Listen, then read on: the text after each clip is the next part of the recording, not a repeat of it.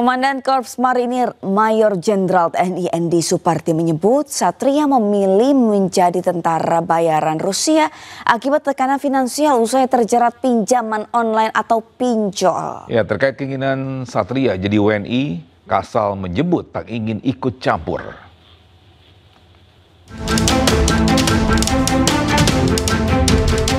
Satria Arta Kumbara, mantan prajurit Korps Marinir yang kini bergabung dengan militer Rusia, mengajukan permohonan untuk kembali menjadi warga negara Indonesia. Komandan Korps Marinir dan Kormar Mayor Jenderal TNI Endi Supardi mengungkap bahwa Satria memilih menjadi tentara bayaran Rusia akibat tekanan finansial usai terjerat pinjaman online atau pinjol. Menurut Dan Kormar Endi, utang tersebut kemungkinan besar digunakan Satria untuk menunjang gaya hidup mewah Satria. Namun ketika tidak lagi mampu melunasi utang, Satria disebut mencoba menjadi jalan keluar melalui praktik judi online yang justru semakin dia terjerumus. Kehidupan hedonis, kemudian pinjam atau pinjam di bank, ya mungkin pinjol, dia ada berkaitan dengan bank di BRI dan BNI. Angkanya kurang lebih di 750 juta, mungkin untuk menutup itu dia judi online. Ternyata judi online ini kan tidak membantu, bahkan akan lebih terjerumus ke dalamnya. Sehingga tidak bisa mengatasi itu, dia disersi. Satria sudah tidak aktif bertugas sejak 2022 dan secara resmi diberhentikan dari TNI pada tahun 2023. Sementara terkait permintaan kembali jadi WNI, Kepala Staf TNI Angkatan Laut Laksamana TNI Muhammad Ali menegaskan pihaknya tidak akan mencampuri hal tersebut. Sebab Satria kini sudah menjadi warga sipil dan menjadi kewenangan Kementerian Hukum dan Hak Asasi Manusia serta Kementerian Luar Negeri. Tim Liputan iNews melaporkan. Ya, ini dia ya, sekali lagi ya, memang kita tidak mengajukan untuk judi online. Karena apa? Pasti itu bawahnya itu ketika memang kita mencoba untuk pertama itu nagih. Karena memang kayaknya sudah ada ininya ya, bisa dibilang algoritmnya. Mungkin di awal-awal mungkin kita mendapatkan, lama-lama kita kalah. Tahu-tahu duit yang kita sudah menggunakan untuk judi online ini tiba-tiba gede sekali. Akhirnya kita tersangkut dengan kasus bagaimana untuk membalikannya ya. Betul sekali, sampai harus kabur ke luar negeri untuk akhirnya mencari uang untuk judi online ini. Untuk karena lunasin ya? Iya, lunasin ataupun mungkin masih untuk bermain judi online karena kecanduan. Nah ini bahaya sekali. Karena judi online juga bisa menyebabkan kecanduan ya Togi. Karena kan ingin menang, masih kalah, mau menang lagi, mau menang, jadi terus sampai akhirnya udah nggak punya apa-apa lagi. Benar. Gitu. Nah, ini menjadi pelajaran untuk kita semua agar jangan judi online, guys. Oke, kita ke informasi selanjutnya. Bisa ada Komisi 1 DPR RI ini menegaskan bahwa mantan prajurit TNI yang bergabung dengan militer asing sudah tidak lagi bersatu sebagai anggota TNI. Selain itu DPR juga meminta Kementerian Luar Negeri dan Kementerian Hukum dan HAM untuk menelusuri status kewarganegaraan Indonesia mereka. Gini, pertama dia sudah dipecat karena desersi dari TNI Angkatan Laut. Jadi dia sudah tidak memiliki hubungan dengan Angkatan Laut. Dia itu adalah sipil biasa. Terus kedua, ketika dia bergabung untuk bertempur untuk negara lain, maka beliau berpotensi kehilangan kewarganegaraannya. Nah, jadi itu dua hal itu yang harus kita pegang untuk kita telisik sejauh mana. Jadi kita kembalikan ke Kemlu dan Kementerian Hukum, apakah dia ini masih warga negara Indonesia sehingga masih berhak mendapatkan perlindungan atau sudah bukan lagi. Pemirsa, eksekusi bangunan di Kota Bengkulu diwarnai kericuhan. Ya, pemilik yang menolak dieksekusi dengan sengaja membakar rumahnya sendiri. Kan sudah, masih ada upaya hukum ini. Upaya hukumnya, gugatannya sudah.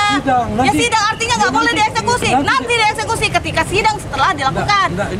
Proses eksekusi lahan sekolah PAUD dan satu rumah di Jalan Raden Patah, Kota Bengkulu berlangsung ricuh. Keluarga termohon sempat menghalang-halangi proses eksekusi hingga terjadi adu mulut dengan jurusita Pengadilan Negeri Bengkulu.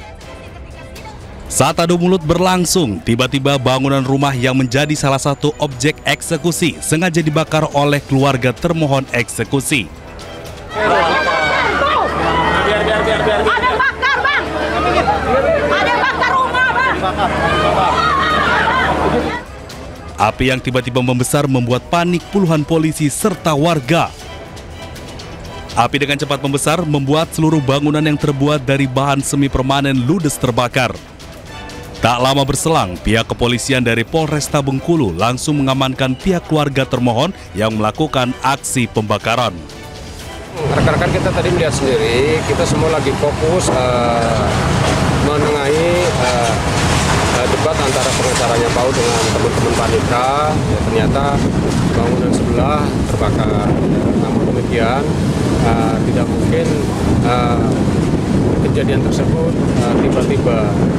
Kami sebarkan teman-teman intel untuk berbagai apa penyebab jadi kebakaran ini. Ternyata ada unsur kesengajaan atau bukan terbakar. Dan salah satu pelakunya, diduga pelaku, sudah kita amankan. Meski sempat terhambat akibat kebakaran yang terjadi, Jurusita Pengadilan Negeri Bengkulu tetap melakukan eksekusi dengan merobohkan bangunan. Dari Kota Bengkulu, Endro Dwirawan, iNews melaporkan.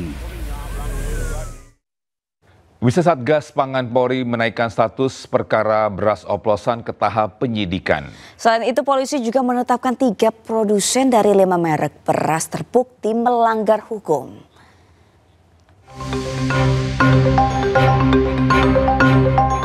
Satgas Pangan Polri telah melakukan penyelidikan terhadap 212 merek beras yang diproduksi oleh 52 perusahaan beras premium dan 15 perusahaan beras medium. Dari proses tersebut, Polri mengklaim menemukan 5 merek beras premium, yaitu Sania, Sentra Ramos Biru, Sentra Ramos Merah, Sentra Pulen, dan Jelita tidak sesuai mutu di kemasan. Kelima merek tersebut diproduksi oleh 3 produsen, yaitu PTFS, PIM, dan SY. Nama-nama ini berpotensi bertambah karena proses penelitian di laboratorium masih dilakukan. Berdasarkan temuan tersebut, polisi menaikkan status perkara ke status penyidikan. Polisi juga telah memeriksa dan menggeledah kantor gudang ketiga produsen tersebut. Penyidik mendapatkan fakta bahwa modus operandi yang dilakukan oleh para pelaku usaha yaitu melakukan produksi beras premium dengan merek yang tidak sesuai standar mutu yang tertera pada label kemasan yang terpampang di kemasan tersebut, menggunakan mesin produksi baik modern maupun tradisional. Dalam proses penyidikan, berbagai langkah telah dilakukan termasuk pengambilan sampel dan penyitaan barang bukti beras sebanyak 201 ton beras berbagai merek. Dari Jakarta, Stephen Patinama, Yudi Richard, iNews melaporkan. Sementara itu, pemirsa, Presiden Prabowo kembali bicara soal banyaknya pengusaha nakal. Ya, para pengusaha ini tidak hanya mengoplos beras, tapi juga minyak. Saya sebetulnya mau baik-baik aja, udahlah. Saya sudah kasih warning berkali-kali saudara-saudara, bersihkan diri, atur yang baik, ya kan. Kalau mau bisnis yang bener aja lah, bayar pajak, ya kan. Bayar pajak. Cari untung yang benar, jangan palsu-palsu. Botol minyak goreng dikurangi 20%. Itu namanya nyuri dari rakyat itu. Yang tadi itu 100 triliun tiap tahun. Jadi ya mereka paksakan kita. Sudah 212 perusahaan penggiling padi yang kita buktikan melanggar.